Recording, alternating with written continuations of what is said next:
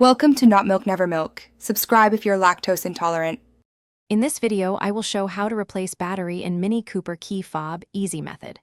Press the small release tab, use a flat tool to gently pry the case open, lift out the old battery, slide in a fresh CR2032 with the plus side facing up, align the halves and snap the case closed, then test lock and unlock to confirm the new battery works. It takes minutes and no special skills. Start by pressing the release tab and gently prying the key fob apart with a flat tool, then locate the coin battery and lift it out with a fingernail or plastic tool. Insert the new CR2032 with the plus side facing up, ensuring it sits flat and secure. Snap the case halves together until they click, then press the lock and unlock buttons to confirm proper function and alignment. If you're finding this video helpful, please subscribe and give it a like to support more simple car fixes. Quick recommendation.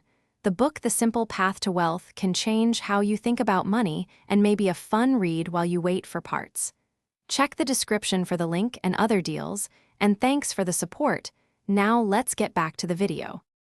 If your key fob still fails, remove the battery and inspect the metal contacts for dirt or corrosion, then clean them gently with a cotton swab and isopropyl. Confirm the new CR2032 is fresh and correctly oriented with the plus side up, and reseat it firmly so it makes full contact. If problems persist, try a second new battery or consult a technician for deeper diagnostics and possible reprogramming needs.